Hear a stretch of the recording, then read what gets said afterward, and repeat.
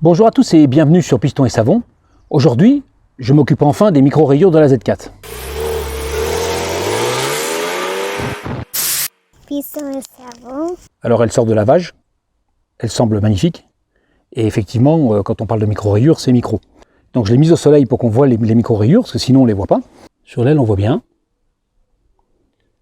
C'est fin, mais c'est présent ici, là, on voit bien. Il y en a partout comme ça. Et donc l'idée, c'est bien de s'occuper de ça aujourd'hui.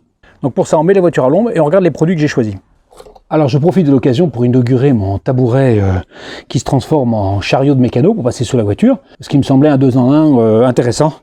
Je vous mets quand même le lien, 40 €, c'était pas excessif puisque un tabouret normal ça vaudrait 10 € de plus pour avoir un chariot de mécano qui peut servir. Je trouvais que c'était pas mal.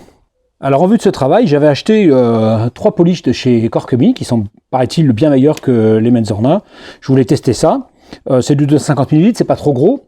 Donc ça me semblait être une bonne idée. Un petit kit, une quarantaine d'euros les 3 produits. Donc ça me semblait être une bonne idée pour faire ce travail. Vous avez peut-être vu ma vidéo sur One and Done de chez Turtlewax. J'étais très content de ce produit. Turtlewax m'a envoyé ce all-in-one céramique, c'est-à-dire qu'en fait il fait polish et wax en même temps, il fait cire, et donc vous passez ça et puis c'est terminé. Alors j'ai envie d'essayer quand même, en sachant que si jamais ça va pas, j'ai mes polish pour recommencer. Mais il me semble que vu la problématique de la voiture, avec des micro-rayures vraiment très fines et assez peu profondes, ça doit suffire. Et donc ça fait quand même un processus plus rapide que de passer deux produits. Je pensais prendre un fin et un micro-cut pour essayer de fignoler le travail. Et donc plutôt que passer en 2 passes, je vais essayer en 1 passe. Oula, il faut faire attention, le polish est extrêmement liquide. J'aime pas bien. Mais il faut bien l'étaler avant. C'est ça la contrainte quand on a un polish très liquide, c'est qu'il faut faire attention de bien l'étaler, sinon ça va gicler partout. Vous voyez, c'est une crème. Allez, c'est parti. On va finir d'étaler ça en 1. Assez rapidement.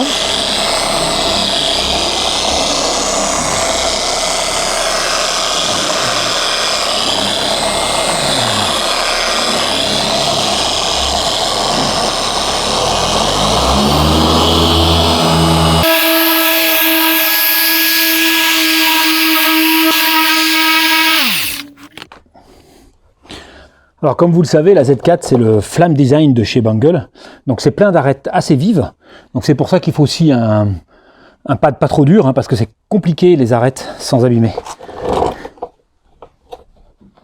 Alors normalement ça doit partir tout seul parce que comme c'est waxé, l'idée c'est pas de mettre de l'isopropylique derrière pour l'enlever la cire, sinon ça va pas.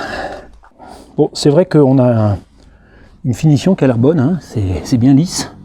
Donc maintenant, on va regarder ça de très près. Alors moi, ce que je trouve, c'est que j'ai des traces de polish encore. J'ai plus de rayures, je pense, mais j'ai des traces de polish. Ça, c'est pas propre. Donc une autre microfibre. Bon, j'ai encore des rayures en fait. Je trouve qu'il n'est pas aussi bon que le One and Done de la dernière fois là. Je pourrais le comparer avec le One and Done que j'ai utilisé sur la BMW Touring série 5, qui m'a semblé bien meilleur que ça, parce que les rayures que j'ai faites sur le toit par exemple étaient plus profondes et sont parties assez rapidement. Je vais essayer mes polish pour voir la différence, et puis je vous dirai après qu'est-ce que je vais utiliser pour l'ensemble de la voiture. Donc là on a une consistance qui est plus classique. Je vais faire un bout de capot parce que c'est pas commode de trouver quelque chose qui permette de comparer.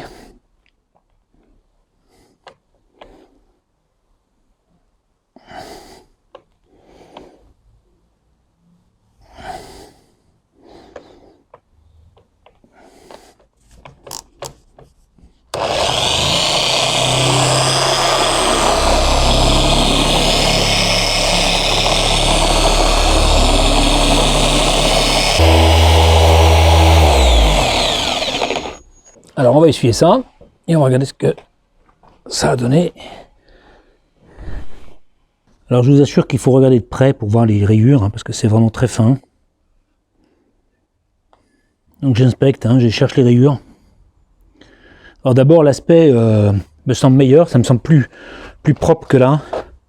Où là on a l'impression qu'il y a un voile, alors c'est la cire d'accord, mais ça fait un espèce de voile sur la peinture, j'aime pas bien. Alors comme je pense à vous et que je ne veux pas vous faire acheter des choses qui n'iraient pas ou vous faire travailler pour rien, je vais passer sur l'autre côté du capot et puis on va faire un troisième essai avec le One and Done qu'on a utilisé sur l'autre BM. Alors je propose de faire une petite partie de capot avec le One and Done de chez Turtle Wax qu'on a déjà essayé sur une autre voiture pour faire une comparaison. Alors ce qui est long, c'est qu'à chaque fois que je change de produit, il faut nettoyer le pad, hein, ça c'est un peu... Alors là vous avez un produit qui n'est pas du tout aussi liquide que celui que j'ai essayé là.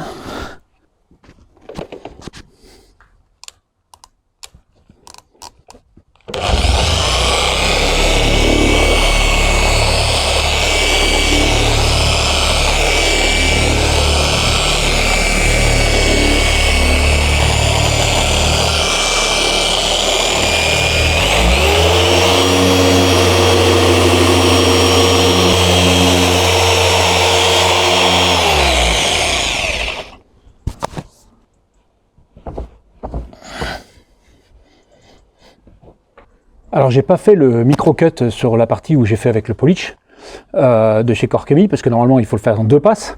J'ai envie de tester au soleil qu'est-ce que ça donne, de bien vous montrer, on n'est pas à 5 minutes, on va la déplacer pour qu'on voit bien les différences s'il y en a.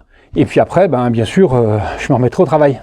Alors, on voit des traces de polish ici, ce qui est dommage parce que normalement c'est un all-in-one wax, donc normalement ben, ça doit partir, normalement ça doit partir tout seul. On ne doit pas être obligé de repasser un produit genre isopropylique après, parce que sinon on enlève la cire. Donc là, moi je trouve que on voit encore des rayures, là, et puis surtout on voit des traces de produits. Pourtant, c'est pas le fait de ne pas avoir essayé de les enlever. Donc là, moi je ne suis pas convaincu de celui-là. Alors la seconde partie a été faite avec le Corkemi. J'ai pas encore fait la phase de micro-cut.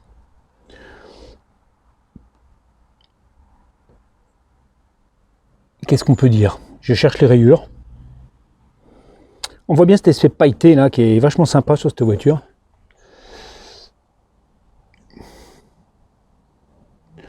Bon, je ne sais pas si vous voyez les rayures, mais moi je ne les vois pas. Ah ben, je vais vous dire en une passe, le meilleur produit pour l'instant, c'est le One and Done.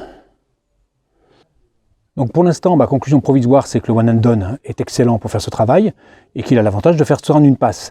Vous pouvez le faire avec un polish classique et le Corkemi a l'avantage par rapport à ce que j'avais avant, Merzona, c'est de pas du tout faire de poussière. Ça c'est vraiment très agréable. Il fait pas de poussière, il marque pas les plastiques, etc.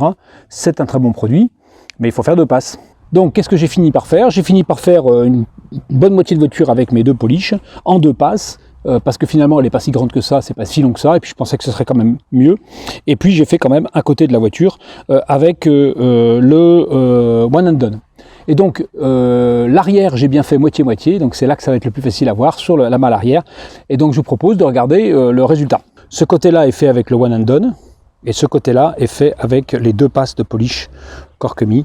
Bon, je ne sais pas si vous le voyez parce que c'est pas commode à voir, parce que c'est quand même très fin, mais ce qui est certain c'est que ici il reste quelques traces. Là, comme ça. Donc tout n'est pas parti. Alors que de ce côté-là, tout est parti. Alors c'est fin, hein, bien sûr, hein, c'est fin, mais ça fait quand même une petite différence. Et donc, moi, ce que je conseille, si vous avez un peu de patience, c'est bien sûr de faire 2 passes avec le polish.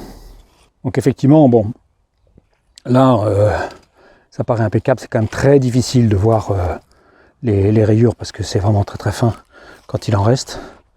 Le capot, lui, il a été fait avec les 2 passes de polish. Donc ma conclusion, c'est que si vous avez un peu de patience, je vous conseille d'utiliser les polish et les Corkemi sont vraiment très bien. Je l'ai déjà dit, hein, pas de poussière, rien, c'est vraiment très agréable à travailler, ça c'est parfait.